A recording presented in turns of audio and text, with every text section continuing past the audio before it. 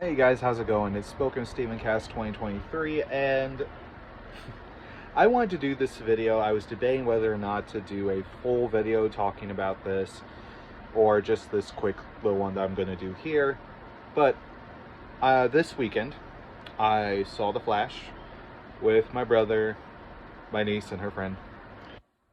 And really, all the controversy surrounding it, all the what seems like force hate, but also on this other side, force appreciation or force love for this movie. It's all crazy on both sides as to, this movie in particular. And I know because of behind the scenes and what's going on with Miller and all this other stuff that's been happening surrounding it and the problems that it's had. I went into this not sure what to expect, but having a love for DC and having a love for the character of the Flash, and knowing that this was going to be somewhat inspired by or taking inspiration of the Flashpoint Paradox story, which has always been one of my favorite stories in not just the Flash, but in DC's lore.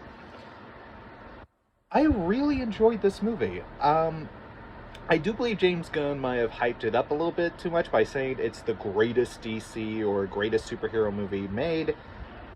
I don't know if it's the greatest, but it definitely is a very solid movie. I enjoyed it. I enjoyed it for the performances, for Michael Keaton to come back, and the actress that plays Supergirl did fantastic. And just all in all, really enjoyed the style of this movie. Now, the CG, I will admit, is very questionable in a lot of parts, but some of it felt like it may have been intentional for some of the CG to look a little weird, in particular for the time travel sequence, or what's referred to in the movie as the Chrono Ball.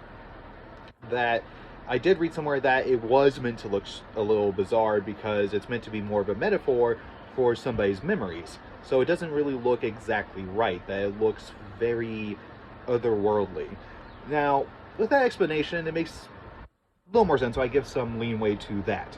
Now, I don't want to get into huge major spoilers for this movie for those of you who want to see it, or for those of you who want to wait for digital, or whatever, however you want to see it. Now, I do understand where people are coming from, of them like, oh, well, I don't want to give money to this because it's endorsing that.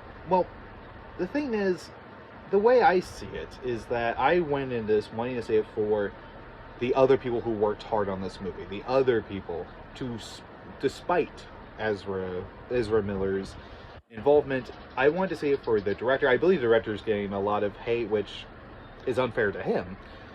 And also, I wanted to see it for the other people that worked on this movie. Like, Michael Keaton does fantastic. To me, he steals the show. To me, I felt like a kid again watching my Batman on the big screen. And it felt like he never stopped being Batman. Like, he just went back into that role so well and so seamlessly. And I love where this Batman is. Now, this does feel like a somewhat like continuation to Keaton's Batman from The Batman Returns, as this one ignores, the other two movies. And there's a great little cameo at the end of the movie. There's a lot of cameos this, and I know some people have some problems with the way some of the cameos were done. I didn't really have a problem with them. But either way, what I will say about this movie is it's a very solid 7 out of 10. It's a good DC movie. I will put this in probably the same enjoyment league as I did with Black Adam, whereas Black Adam isn't perfect either. Black Adam has its problems, and some of its stuff feels a little rushed, but Black Adam is still an enjoyable movie. And so is this movie. It's very enjoyable, and this is probably a movie I'll own on DVD or Blu-ray when it comes out, as I want to get the Blu-ray for Black Adam as well.